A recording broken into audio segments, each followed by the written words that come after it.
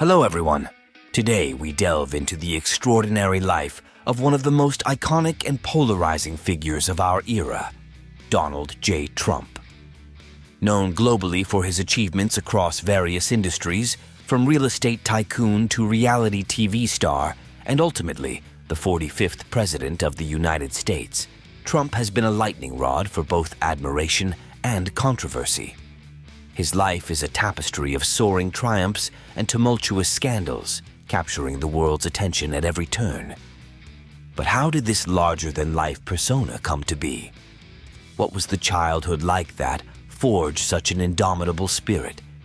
Join us as we journey back to where it all began, exploring the formative years of Donald Trump and uncovering the roots of his remarkable and contentious character.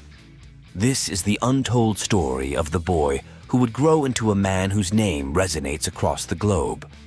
Donald Trump, a competitive and often volatile child, would lash out in anger, hitting another boy or smashing a baseball bat when frustrated, according to two childhood neighbors.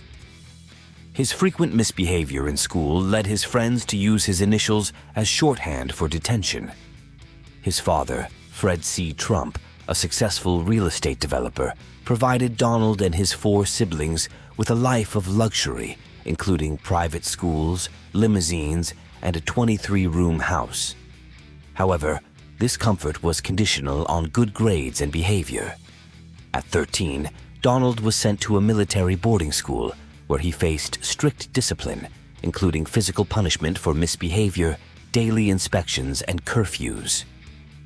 Biographer Michael D'Antonio described this as a form of banishment, noting that Trump was abruptly removed from his luxurious family home to a strict environment. Trump, however, told the Washington Post that his parents believed the discipline would be beneficial due to his rambunctious nature. He recalled his time there as a positive influence, saying, "I was a wise guy, and they wanted to get me in line." The military academy experience taught Trump resilience, a valuable trait as he later faced 2 divorces, bankruptcy, and frequent bad publicity. In Jamaica Estates, Queens, where Donald Trump grew up, the Trump's Midland Parkway house stood out. It wasn't just the size, but the wealth it represented, built by Fred Trump. 17 brick steps led up to a colonial-style entrance with a portico, a stained glass crest, and 6 white columns. 2 Cadillacs in the driveway bore license plates FCT1 and FCT2, displaying Fred Trump's initials. No one had individualized license plates then, recalled Ann Rudofsky, a neighbor. Everyone talked about the Trumps because of the house and the cars. The Trumps had amenities uncommon in the neighborhood: a cook, a chauffeur, an intercom system, and a color television. Donald's childhood friend, Mark Golding, was especially impressed by Donald's extensive train set, with its special gadgets and gates. Donald was the 4th of Fred and Mary Trump's 5 children. His older brother, Fred Jr., an airline pilot, struggled with alcoholism and died at 43. His sister Marianne became a U.S. appeals court judge, his sister Elizabeth was an administrative secretary, and his younger brother Robert went into business. Mary Trump, a Scottish immigrant, enjoyed being the center of attention and loved pageantry, such as watching Queen Elizabeth's coronation. She suffered severe health issues after Robert's birth, including a hemorrhage and an abdominal infection, leading to multiple surgeries. Fred Trump was a stern, formal man who always wore a tie and jacket at home. A conservative Republican who admired Barry Goldwater, he forbade his children from cursing, using nicknames, or wearing lipstick. Peter Brandt, a childhood friend of Donald's, noted Fred Trump's strictness, saying, "He didn't give Donald a whole bunch of rope." Fred sometimes took Donald to meetings with contractors, hiring a neighbor, Frank Briggs, to watch him. Briggs vividly recalled leading young Donald on an adventure into the dark, pitch-black sewers. Despite the complete darkness where you couldn't see the entrance, Donald's behavior was remarkable.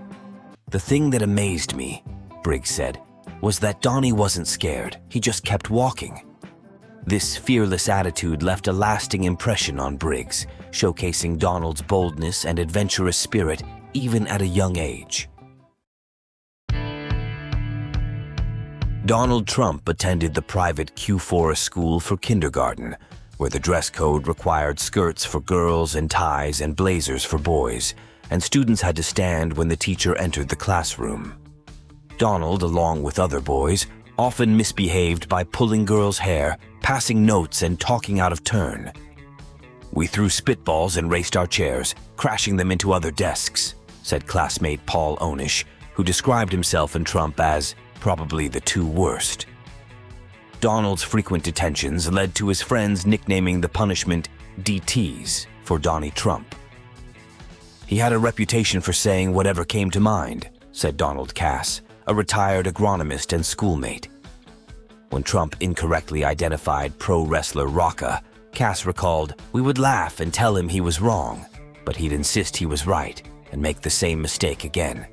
In his neighborhood, Donald and his friends were known for riding their bikes and shouting and cursing loudly, according to Steve Nachtigall, a nearby resident. Nachtigall once saw them jump off their bikes and beat up another boy, a memory he described as unusual and terrifying for his age. "He was a loudmouth bully," Nachtigall added. Sometimes Trump's classmates retaliated. Sharon Mazzarella remembered hitting Donald over the head with her metal lunch pail after he yanked her pigtails. "I must have been quite annoyed," she said, noting this as her only memory of Trump. In his memoir, The Art of the Deal, Trump wrote that his main focus as a child was creating mischief. He claimed that as a second grader, he actually gave his music teacher a black eye because he didn't think the teacher knew anything about music, an incident that almost got him expelled. None of Trump's childhood friends recall this event or hearing him talk about it. When recently asked, Trump said, "When I say punch, at that age, nobody punches very hard." At a 2009 reunion, Cass said the teacher, Charles Walker, denied that Trump had ever struck him. However, Walker, who passed away last year, had no fondness for Trump. In his final days, according to his son, Walker mentioned Trump's potential presidential bid, saying, "When that kid was 10, even then he was a little."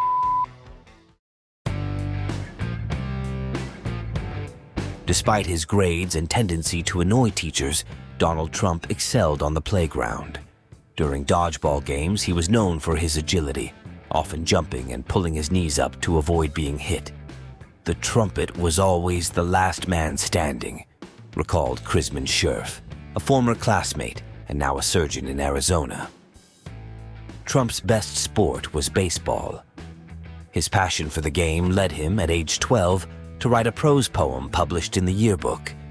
By 6th grade, Donald's power as a right-handed hitter was well known, causing fielders to shift to left field when he batted.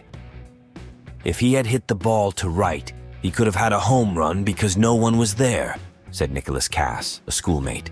"But he always wanted to hit the ball through people. He wanted to overpower them." As a catcher, Trump's uniform was often the dirtiest on the field, and he ignored foul balls hitting his mask. Once, after making an out, Donald smashed neighbor Jeff Beer's Adirondack bat on the pavement, cracking it without apologizing. At the time, new mitts with intricate webbing from Rawlings were highly desired by young players. Peter Brandt managed to get his father to help pay for the $30 glove, but Donald couldn't persuade Fred Trump to buy him one. Fred told Donald it was too expensive, but agreed to buy a cheaper model.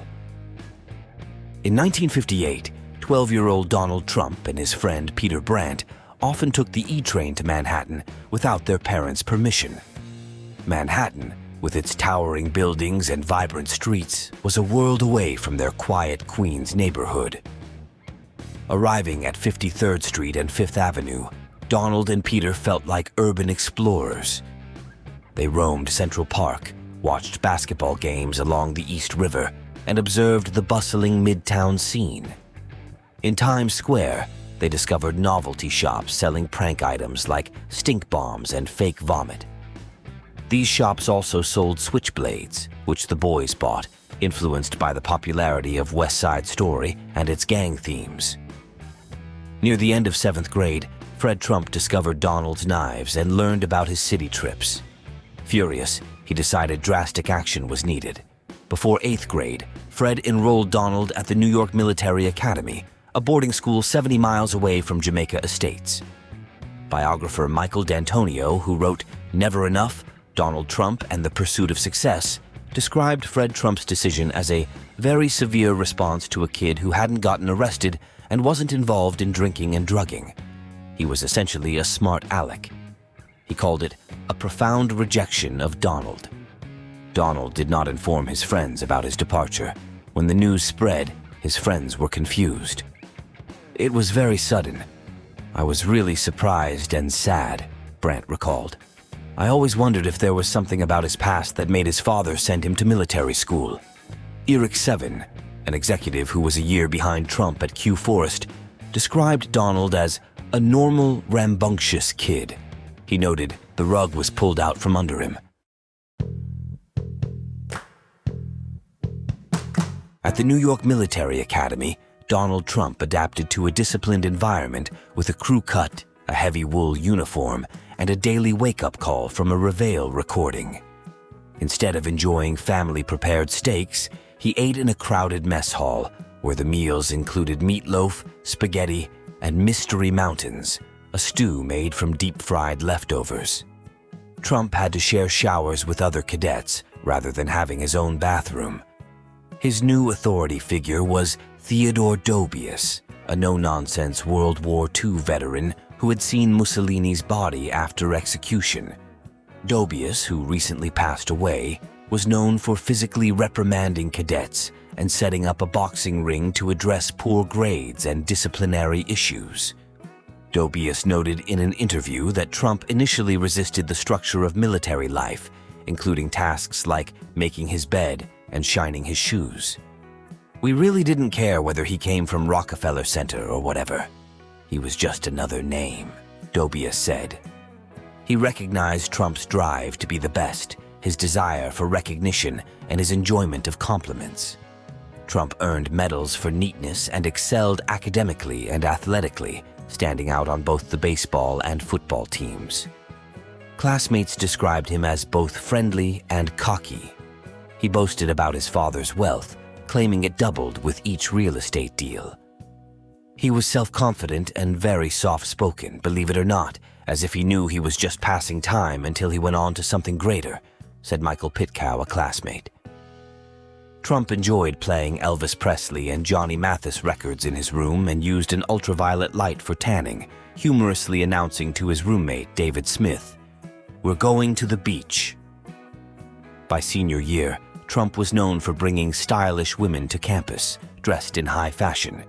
His yearbook caption read, "Ladies' Man," and classmate George White recalled the women as beautiful, gorgeous, dressed out of Saks Fifth Avenue.